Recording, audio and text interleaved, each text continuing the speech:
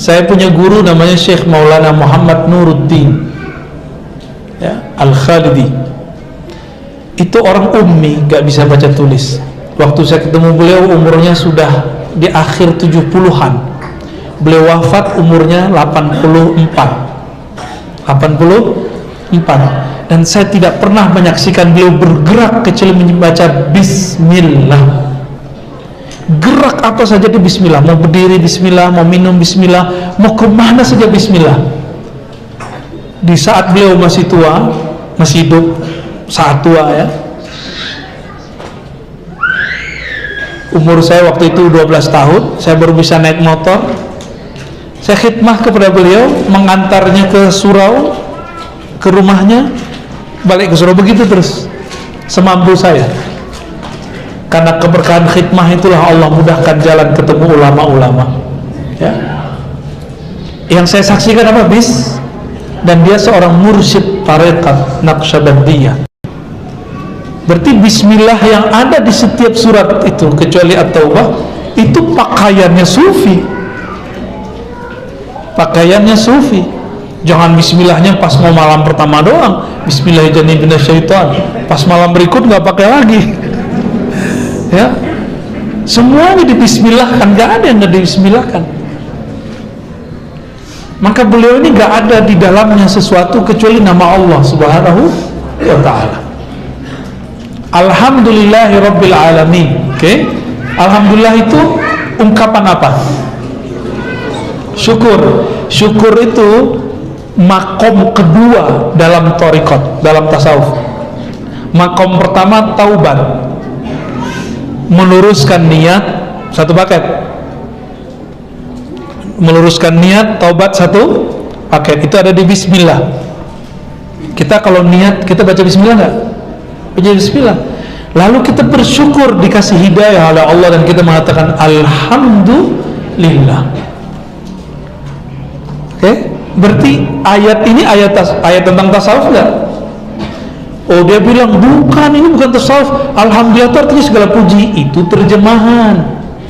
Maknanya tentang makom seorang sufi. Di semua makna terkumpullah makna itu dalam lafaz bismillahirrahmanirrahim. Jadi di Quran itu, Bapak Ibu sahabat yang dimuliakan Allah, Allah simpanlah rahasia-rahasia ada di Al-Fatihah. Inilah dasarnya kenapa kemudian Allah mewajibkan kita baca Al-Fatihah dalam sholat. Saya nggak mau debat lagi. Kalau ada imam nggak usah baca, kalau jamaah cukup imam yang baca. Saya nggak mau debat itu lagi. Di hadis Bukhari-nya sudah jelas, Abu Hurairah meriwayatkan bahwa boleh bahkan harus membaca bismillah, alhamdulillah, surat Al-Fatihah walaupun di belakang iman. Dan dipertegas oleh Imam Syafi'i berdasarkan hadis-hadis tadi. Kenapa? Karena surat Al-Fatihah itu bukan sekedar syarat rukun. Kalau kita bahas Fatihah, syarat dan rukun sholat, itu fikih. Tapi secara ilmu ihsan bukan. Al-Fatihah itu dialog hamba dengan Rabb-nya. Maka Fatihah tidak bisa diwakilkan kepada imam, meskipun ahli fikih mengatakan jika imam baca maka ini dapat mencakup makmum. Lu gimana ceritanya? Kalau kita kirim Fatihah untuk orang ahli kubur kok ditolak? Satu Fatihah untuk semua ahli kubur, ditolak nggak? Ditolak. Kan kita jadi imamnya saat itu, ya. Giliran Fatihah imam kok bisa mencakup semua makmum? Berarti ada asrar di situ. Nah, sedangkan Nabi SAW mengatakan kamu dilarang membaca ayat apa saja, surat apa saja, illa bi Fatihatil Kitab, kecuali Al-Fatihah. Berarti Nabi membolehkan baca Fatihah di belakang imam. Tapi kalau Imam Syafi'i menerjemahkan bukan boleh, itu wajib.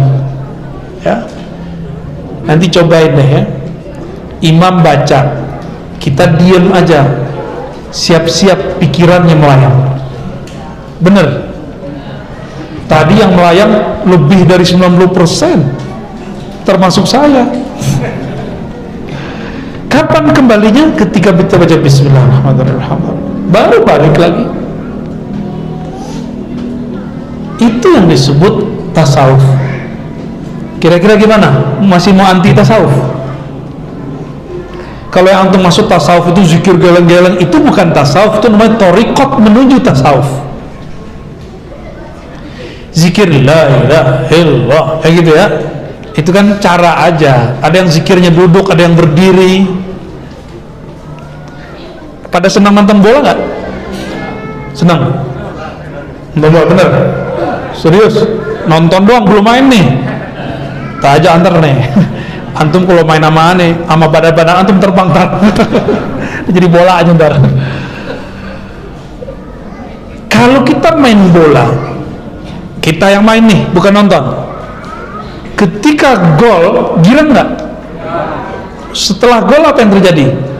Kita mengeluarkan gaya masing-masing. Ada yang goyang-goyang. Itu bid'ah nggak?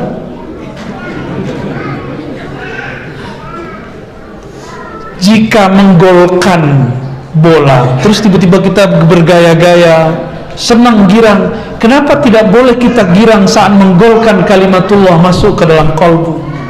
Gawangnya kolbu lebih berharga dari gawangnya futsal. Maka kita mengatakan la ilaha illallah, girangnya bukan main, badan ini bergetar, merinding. Apa salahnya? Makanya Maulana Jalaluddin Rumi saking girangnya dia berputar dia, saking girangnya itu sah-sah aja. Ada yang itu kelihatan karakternya. Ntar ini kalau saya ajak zikir bareng misalnya nih, siapa tahu nanti ada zikir akbar kita buat, ya nggak tahu kapan ya. Si Om Rikon udah datang soalnya, habis itu tantenya ya. Kita sabar-sabar dulu lah ya. Nanti kita buat zikir akbar, saya talkinkan semuanya, insya Allah dimanapun nanti kita akan saling berkunjung insya Allah. Karena sudah akhir zaman, kita nggak boleh pelit-pelit lagi ya. Antum kalau sudah asik zikir, tinggal dicek orangnya. Ada yang nangis, ada yang bukan kepalanya semua begitu ya. Ada yang mukul-mukul, ya Allah. Tergantung karakternya. Apa karakter dia? Ada yang pingsan, ada yang nggak tahan, dia berdiri, dia dijingkrak, dia nggak tahan itu orang. Ada yang bengong, ini pernah ngapain ya? Ini bid'ah deh kayaknya. Orang udah nyampe ke alam rasa, dia masih menerka-nerka. Orang dari rindu Rasul, dia masih melayang. Apa ini? Kasihan orang-orang begitu ya. Jadi kita ini udah berangkat, dia masih nanya-nanya aja. Ya, jadi di zaman-zaman seperti ini, obat umat cuma tasawuf. Dan saya senang baca buku sejarah yang berjilid-jilid, alhamdulillah diizinkan Allah di masa muda kita baca terus. Hampir semua kebangkitan itu dari orang-orang yang ahli zikir, orang-orang yang bertasawuf. Dan saya sering mengatakan, Salahuddin Al-Ayyubi, masih ingat? Itu bisa menaklukkan Al-Quds, itu pertama dan terakhir. Al-Quds tidak akan bisa lagi ditaklukkan sampai nanti zuhur Imam Al-Mahdi. Jadi kita nggak usah ngayal-ngayal dulu deh, nggak usah maksain diri, perkuat aja diri dulu, kuduskan dulu kalbu kita, baru kita bisa menaklukkan Al-Quds itu nanti. Insya, jangan buru-buru, tenang aja ya. Hanya Imam Al-Mahdi bersama Sayyidina Aisyah yang bisa menaklukkan itu nanti. Jangan bergerak dengan emosi, bergeraklah dengan rasa yang ada di kolbu, di hati ya. Jadi kita kemudian jadi tenang, gak kelusak-kelusuk ya, gak gampang-gampang mengeluarkan energi takbir dan zikir bukan pada tempatnya. Keluarkan itu bukan untuk membentak sesama muslim, keluarkan itu untuk membentak kolbu kita sendiri biar bergetar di sini ya. Alhamdulillahirrahmanirrahim, Ar-Rahmanir-Rahim. Salah satu zikir yang cepat membuat orang wusul kepada Allah adalah Ar-Rahman Ar-Rahim. Ini juga yang ada di Bismillahirrahmanirrahim. Sudah pernah baca Ratibul Atas? Ratibul Atas Bismillahirrahmanirrahim diulang berapa kali? 11 kali. Bismillahirrahmanirrahim, Bismillahirrahmanirrahim. Itu baru contoh. Ada ulama yang setiap hari zikir Bismillahirrahmanirrahimnya 15.000, ada yang 12.000, ada yang 70.000, ada yang setiap nafasnya Bismillahirrahmanirrahim. Setiap nafasnya Bismillahirrahmanirrahim. Gimana tuh? Nggak sempat nikah dia tuh. Apalagi bikin anak ya. Ini kok ente kalau aneh kasih ente nggak kawin-kawin ke ujung ya? Ya, jomblo seumur hidup. Enggak juga, justru tambah kenceng nanti keinginan menikahnya. Baik. Malik Yaum, apa yang muncul dari Malik Yaumiddin? Ketika orang baca Malik Yaumiddin, muncullah namanya khauf dan raja, rasa takut jika diadili oleh Allah, takut dihisap oleh Allah. Itu handphone yang antum punya, buka apa kemarin, hari ini, detik per detik dihisap semua. Berani gak dihisap? Gak berani? Kasih sini aja handphonenya. Gak berani juga, takutnya bohong ya. Itu detik per detik dihisap di sana nanti. Handphone tuh nikmat gak? Nikmat bukan? Di akhir surat Alhaakumut Takatsur, semua nikmat pasti ditanya. Muncullah ada khauf, rasa khawatir, ya Allah kalau aku dihisap nasibku nanti gimana. Ini bab tasawuf bukan? Tasawuf nggak ada di fikih bab khauf, yang ada salatul khauf. Salatul khauf bukanlah babul khauf. Tapi karena kita mulai dengan Ar-Rahmanir-Rahim, Ar-Rahmanir-Rahim itu roja, rasa harap pada kasih sayangnya. Malik Yaumiddin itu khauf. Tuh, lengkap kan di surat Al-Fatihah aja sudah ketemu tasawuf. Terus antum masih nanya, mana dalil tasawuf? Kita tanya balik, kamu mau tanya dalil maqam yang mana? Seperti Imam Syafi'i ketika diadili oleh Harun Ar-Rasyid, Al-Quran itu apa, wahai Syafi'i? Kata Imam Syafi'i, wahai Tuan Amirul Mukminin, engkau mau Quran ilmu yang mana? Quran ilmu am khas, mutlak muqayyad, maki madani? Bingung dia.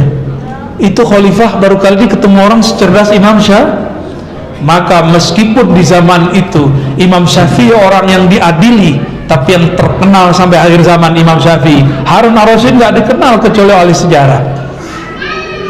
Benar? Jadi orang-orang yang mengabdi untuk agama, Allah perkenalkan, Allah viralkan namanya dari dulu sampai sekarang. Dulu ada WA nggak? Ada YouTube nggak dulu? Kok bisa ya Imam Syafi'i terkenal, lebih terkenal dari aneh? Coba. Ya benar. Kita nanya ke orang Eropa, dia ngerti, padahal dia kafir. Yang di kampus. Kita nanya sama orang di India, ngerti. Kita nanya sama orang pelosok Syafi'i, ada teman dia namanya Syafi'i. Ya, kata bapaknya, ini nama dari imam dia, namanya Muhammad Syafi'i, bukan Syafi'i ya. Jadi orang-orang yang masih bertanya, kita tanya balik, kamu mau dalil yang mana? Dalil niat. Ada Bismillahirrahmanirrahim, hadisnya innamal a'malu bin niat. Mau dalil mana lagi? Dalil taubat. Oh, banyak di Quran. Dalil apa lagi? Dalil wiridan. Itulah Bismillahirrahmanirrahim diulang-ulang. Di Quran berapa kali diulang Bismillahirrahmanirrahim?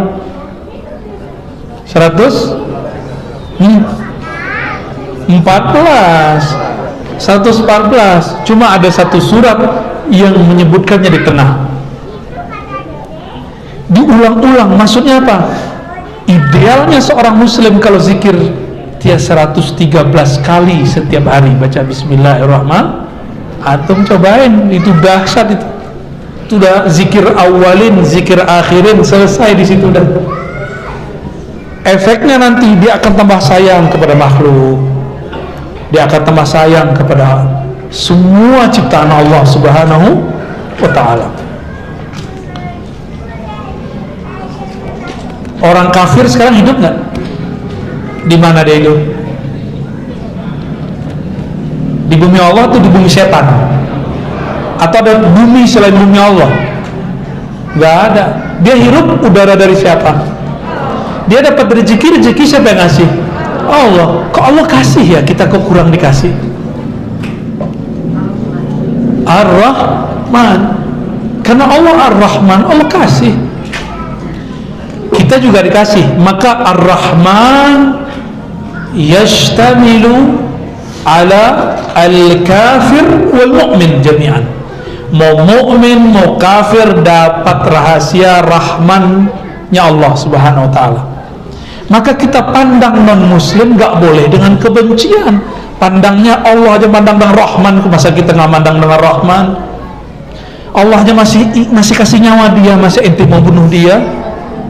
Hanya boleh membunuh makhluk di musim perang, di musim jihad militer, bukan jihad pemikiran. Nggak boleh. Haram hukumnya. Itu bukan berbuat jihad, tapi berbuat jahat. Coba, ini sekarang jangan kaman non muslim ya, beda torikot aja udah benci-bencian. Bener, satu torikot aja beda mursyid udah benci-bencian. Untuk apa ente bertorikot begituan? Buang aja torikotnya ya. Torik tertuju jalan, tujuannya ihsan. Jika jalanmu tidak menghantarkan kepada Allah, tinggalkan jalan itu, cari jalan yang lain. Jika mursyidmu menghalangkan engkau kepada Allah, tinggalkan mursyid itu, cari mursyid arif billah yang kenal Allah Subhanahu wa ta'ala. Kita bukan untuk diperintahkan bertorikot, kita diperintahkan berihsan kepada Allah Subhanahu wa ta'ala. Cukuplah itu. Saya khawatir nanti perang kita bukan hanya dengan Khawarij, tapi perang kita juga sesama orang bermazhab Syafi'i, bermazhab, bermanhaj Asy'ari ya, bertorikot, sama perang nanti. Coba aja lihat sekarang ya. Saya gak usah sebutkan satu persatu di sosial media ya. Saya ini bukan orang TKN, tapi saya cinta kepada mursyid-mursyid TKN karena saya punya sanad juga ke sana dan pernah dapat ijazah juga. Bukan ijazah wakil talqin, ijazah kemursyidan saya dapat juga. Tapi saya tidak mengabdikan diri di situ. Ketika saya datang ke suatu tempat, orang-orang ngomong, itu torikotnya orang siapa? Lah urusan kamu apa dengan torikot saya? Ya. Emang kalau bukan orang torikot ente gak boleh datang? Ya. Sejak kapan torikot itu memutus ukhuwah kita? Apa bedanya sama kelompok sebelah? Ya kan? Jadi tolonglah ya teman-teman di sini, saya lihat banyak orang-orang yang sedang zikir, banyak orang yang muhibbin kepada ahli torikoh. Torikoh artinya jalan. Kalau jalannya rusak, kita cari jalan lain nggak? Cari jalan yang lain aja. Susah-susah amat ya. Sopirnya nggak jelas ya. Kita naik bis, sopirnya urak-urakan. Apa namanya kalau ugal-ugalan? Urak-urakan merambut ya. Ugal-ugalan, kita bilang stop, saya mau ganti, boleh, nggak apa-apa ya. Yang kami pelajari dari guru-guru kami dari dulu, nggak ada orang bertorikot begini. Yang lucunya, Masya Allah, ada pemimpin zikir, pemimpin halaqah cemburu, iri, dengki ketika ada guru baru datang. Tujuan ente apa ngajar zikir? Mau ngumpulin jamaah, mau banyak pengikut? Bukan itu tujuan kita. Saya sudah berkali-kali katakan bahwa kalau benar nih torikot kita mu'tabarah, torikot mu'tabarah itu manhajnya Ghazaliyah, maka wajib sebenarnya setiap torikot mengajarkan ajaran Imam Ghazali. Kalau benar mu'tabarah, apa kata Imam Ghazali? Jika engkau seorang muallim, seorang mursyid, seorang ulama sedang berdakwah, tiba-tiba di tengah jalan ada orang berdakwah, apa yang engkau ajarkan dia juga ajarkan. Jangan pernah iri, tapi sapalah dia, berterima kasihlah kepadanya. terima kasih kawan, engkau telah meringankan bebanku. Bukan malah kemudian lu pendatang baru lapor sama gua. Ya salam, lapor sama aing gitu ya. Baru dapat bahasanya barusan. Kursus. Ya salam. Ya, nggak ada begitu. Betul, adab kalau kita baru datang satu tempat mau buat halaqah, kita datang. Silaturahim namanya. Seandainya kita di posisi ahlul bait, kita penduduk asli pribumi, ada orang baru datang, dia nggak datang, nggak masalah. Emang kita siapa harus dihargai? Ya, emang kita siapa di sisi Allah? Udah tahu belum makom ente di sisi Allah? Ya. Kalau belum tahu makomnya di sisi Allah, nggak usah merasa siapa-siapa. Kalaupun kita punya posisi, adakah yang lebih tinggi dari posisi Rasulullah? Beliau masih menyebut dirinya Abdul. Karena Abdul itulah beliau bisa diisrakan. Subhanalladzi asra bi abdihi. Maka miftahul mi'raj an takuna abdan lillahi haqiqatan. Kunci untuk memi'rajkan rohani, engkau menjadi abdinya Allah secara hakiki, bukan lagi pemanis mulut. Kita bukan abdi rasa, kita nggak cari-cari rasa. Dikasih rasa zikir, alhamdulillah, nggak dikasih, alhamdulillah. Kadang yang kita sembah bukan rasa nikmat zikir. Kita juga bukan cari makom. Nggak dapat makom nggak apa-apa, yang penting ama yang punya makom. Jadi nggak usah khawatir, ya. Jadi surah Al-Fatihah baru sampai di Malik Yaumiddin, sudah sampai di makom yang tinggi, khauf dan Raja. Itu makom tinggi sekali. Makom itu sangat tinggi sekali, khauf dan. Maka orang beriman jika dia wiridkan Al-Fatihah dengan pemahaman yang benar, seorang murid, seorang salik yang membaca ini, la khaufun alaihim walahum yahzanun, tidak akan ada rasa khawatir untuk masa depan. Kenapa? Dia bersama sang pemilik masa depan, Allah Subhanahu wa ta'ala. Mudah bagi Allah, ya. Maka jangan cari viral, ya. Capek antum nanti. Jangan cari terkenal, jangan juga cari tersembunyi. Kita bukan hamba terkenal ataupun hamba tersembunyi. Kita bukan abdus syuhur wala abdus sutur. Kita Abdullah az-zahir wal batin. Kita hamba Allah yang zahir, hamba Allah yang batin. Sama aja. Sama aja. Allah kalau mau ngangkat orang gampang nggak? Gampang, nggak perlu dia tamatan S2, S3, nggak perlu S1, nggak perlu tamatan pesantren. Kalau Allah mau bikin naik, tapi tidak semua orang yang naik itu dapat nikmat. Siapa tahu istidraj. Siapa tahu istidraj. Saya berlindung kepada Allah untuk saya dan kita semua, semoga jauh daripada istidraj. Na'udzubillah ya Rabbana min kulli istidrajin wa bala'in, amin ya Rabbal alamin. Baru di Malik Yaumiddin nih, udah jam berapa nih? Insyaallah dikit lagi ya. Iyyaka na'budu wa iyyaka nasta'in. Inilah yang baru saya sebut barusan. Makom mi'raj dimulai dari iyyaka na'budu. Jadi kapan Rasulullah itu mi'raj secara makomat? Ketika beliau sampai di ayat iyyaka na'budu wa iyyaka nasta'in. Na'budu subhanalladzi asra bi 'abdihi. Inilah munasabat ayatnya. Ya Allah, hanya kepada Engkau kami menghambakan diri. Hamba itu tiada lagi dia mengatakan dia berilmu. Kalau sudah hamba, tidak lagi disebut Naqsyabandi, Qadiri, Syatari, Idrisi, Syazili, Ba'lawi. La, tidak ada lagi itu. Hanya hamba. Jangan datang lagi kepada Allah bawa jalan. Jalan tinggalkan di jalan, mobil tinggalkan di parkiran. Ketika kita sujud, sujud dengan Allah, sujud dengan kehambaan itu. Antum pakai celana bagus, Oke, bagus. Sendal ditinggal nggak? Mobil ditinggal nggak?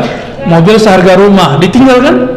Kalau masuk masjid, kita mau sholat, mobil dibawa, rumah baru beli, rumah dibawa masuk, enggak dibawa. Tapi kalau mobil dibawa, muat di sini, muat serius. Ya, mulai dari kunci. Kalau kunci ceritanya udah banyak tuh ya, lebih dari kunci. Motor bisa muat.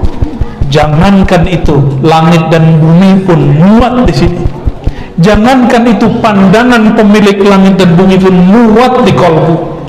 Innama wasi'ani qalbu abdil mu'min.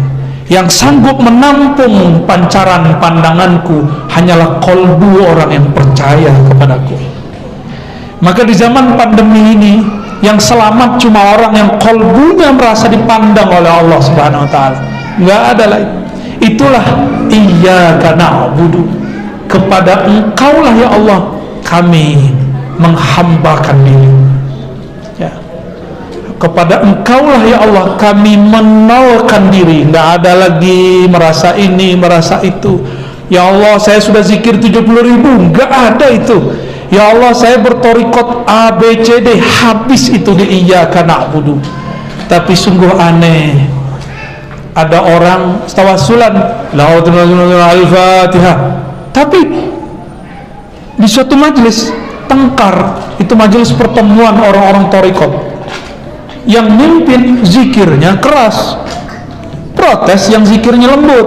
Itu bid'ah, nggak ada di torikot kami. Ya salah ya. Kenapa dia nggak menikmati hidangan-hidangan Allah? Hidangan Allah itu ada zikirnya keras, ada zikirnya lembut. Hidangan Allah itu ada zikirnya senyap, sepi. Itu hidangan Allah semua, nikmati aja. Kita datang ke satu pesantren zawiyah, di sana zikirnya kenceng, ikuti. Ada zikirnya lembut, ikuti. Ada yang dilagu-lagukan, ikuti aja. Semuanya adalah taman-taman surganya Allah Subhanahu wa ta'ala. Jadi bumi ini paralel sama langit. Alam dunia ini paralel dengan surga. Antum baca subhanallah di sini, itu di samping kita langsung tumbuh pohon besar di surga. Antum hadir sekarang ini, wah nggak tahu di sana itu istana apa yang Allah buat, saya nggak ngerti udah. Ya, kalau ikhlas ya. Kalau coba-coba lain, kita cek dulu Ar-Razini pro apa sih, aswajanya apa sih ini, torikotnya apa sih, kita cek dulu yuk, yang merem-merem dulu yuk. Gak perlu lah begitu-begitu ya. Ngaji-ngaji, taklim-taklim kita. Nah, iyyaka na'budu itu maqam ubudiyah. Ada ubudiyah, ada abudu, macam-macam istilah ulama kita. Dan itulah makomnya ihsan. Iyyaka na'budu, tujuannya ihsan. Tuh, gimana? Kalau orang nanya, apa dalil tasawuf? Tanya balik, kamu mau dalil makom yang mana? Gitu ya? Siap? Ini ajaran Imam Syafi'i. Imam Syafi'i yang ngajarin kita begitu. Kan antum Syafi'i semua? Bukan ya? Mazhab itu bukan Syafi'i ya? Syafi'i ya? Kayaknya beda dikit.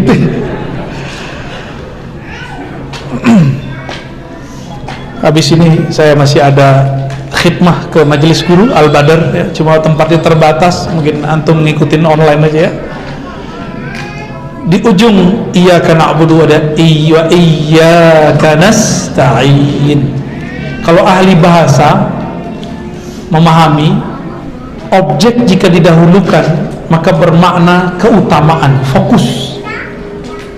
Berarti hanya kepada Engkau kami mengabdikan diri, menghambakan diri. Hanya kepada Engkau kami nasta'in, memohon aun. Aun apa arti aun? Pertolongan. Saya boleh nggak bilang, Rama, bantu saya ambil tas, boleh nggak? Tolong jemput saya dong, boleh nggak? Itu minta tolong juga nggak? Minta tolong mana yang nggak boleh, kecuali hanya kepada Allah. iyyaka na'budu wa iyyaka nasta'in. Nasta'in menggantungkan harapan kepada selain Allah, itu nggak boleh. Hatta kepada mursyid, guru, ustadz nggak boleh. Saya yakin masing-masing antum ini punya masalah, pengen datang ke ustadz, kiai, ajengan, ingin menyelesaikan masalah. Tapi kebanyakan orang di sini lupa bahwa si ustadz, kiai, ajengan juga punya banyak masalah terhadap dirinya. Kalau ajengannya masih muda, yang datang muda, wah gawat. Awalnya mau menyelesaikan masalah orang, malah nambah masalah. Siang datang mengadukan masalah nafkah, suaminya nggak beres. Dia bilang, saya aja yang nafkahi. Jadi malah nafkah baru. Jangan pernah datang ke ustadz, ke kiai, ajengan, lalu menggantungkan harapan kepadanya. Ya, itu bagian dari syirik khafi. Syirik ya, khafi. Itulah oleh-oleh bahwa tasawuf itu sebenarnya sudah akrab di kehidupan kita. Silakan dikembangkan sendiri. Ya, aslinya tafsir surat Al-Fatihah itu 7 malam 7 hari nggak selesai. Karena Bismillah aja. Waduh, nggak tahu berapa tahun baru habis tuh. Bismillah doang, serius ya. Itu baru versi saya. Ternyata saya ketemu guru yang lebih dahsyat lagi. Kalau jelasin Bismillah, nggak ada habis-habisnya. Kalau kita kan udah dikasih ringkas tadi ya, ringkas udah nyampe iyyaka na'budu wa iyyaka nasta'in. Karena antum kan pengen buru-buru kan, ayo tambah ayat dong ya. Nafsu medalil. Barangkali itu